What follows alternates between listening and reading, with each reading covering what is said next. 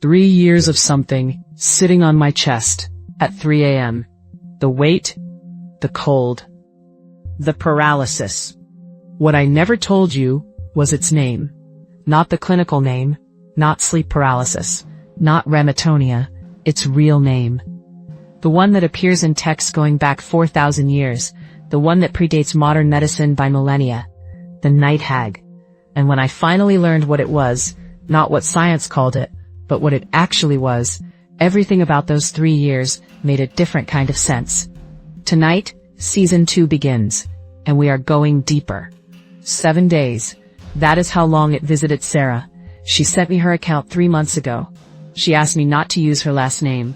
I won't, but I'm going to tell you exactly what she described, because it matches detail for detail, accounts going back to ancient Mesopotamia. Night 1, she woke at 3:07 a.m., could not move, weight on her chest, cold air, specific cold, not the cold of an open window, the cold of something present. She said, it felt like being watched by something that had been watching long before I was born. Night 2, the static started, not a sound exactly, more like pressure in the ears, the specific frequency of something communicating in a register just below hearing. By night 4, she could see it, not clearly, a density in the darkness. Crouching at the foot of the bed. By night 6, it was at her face. She said I could feel its breath, except it wasn't breath, it was the absence of warmth. Like something that had never been warm, was close enough to touch me. Night 7. She reached for her phone, not to call anyone. She opened her Bible app. She had downloaded it 2 years ago and never once used it. She typed one word into the search bar: fear. The first result was Psalm 91:5. You will not fear the terror of night, nor the arrow that flies by day, nor the pestilence that stalks in darkness. She read it out loud. The weight lifted. The cold retreated. The shape at her face was gone. Night 8, she slept through till morning. She has not had an episode since.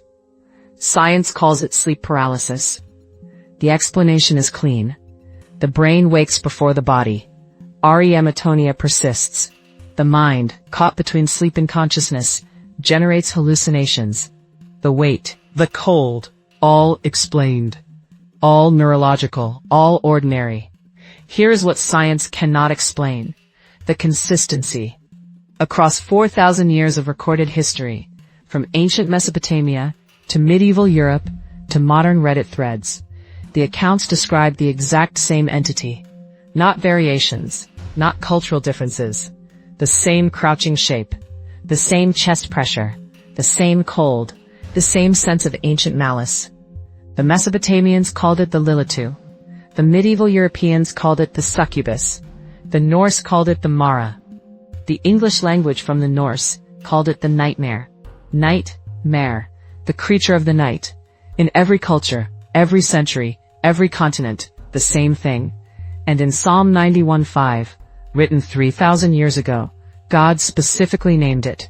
You will not fear the terror of night. The terror of night. Not the terrors, the terror. Singular. Something the psalmist knew about. Something the psalmist expected his readers to know about. Something that was not new 3,000 years ago. Sarah asked me what to do if it came back.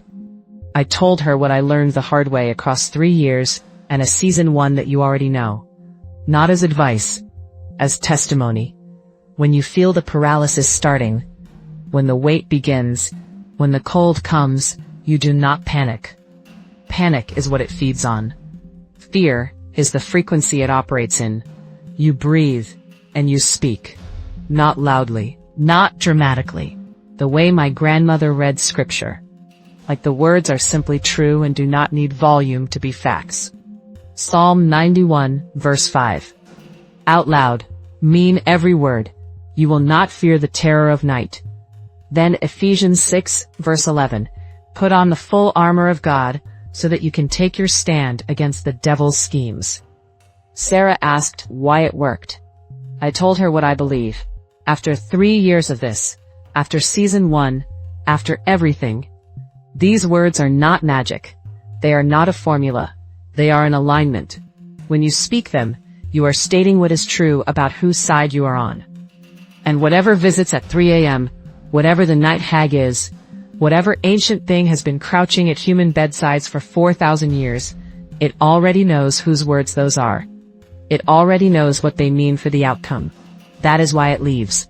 Not because the words are powerful. Because of who spoke them first. Sarah sleeps through the night now. She reads Psalm 91 before bed, every single night. Not out of fear, out of the specific confidence of someone who has been visited by something ancient, and discovered that what protects them is older. If you have experienced this, if you have felt the weight, the cold, the shape at the foot of your bed, I want you to know something.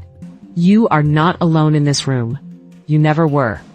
Whatever came for you, came for people 4,000 years ago.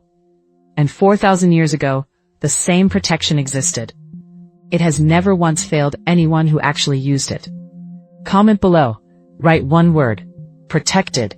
If you have felt this, if the words worked for you, if you know what I am talking about. Just protected. Cliffhanger, next episode. A woman woke up and the figure was not at the foot of her bed. It was in the mirror. Looking out. Loop line. The night hag came back. This time, I knew its name.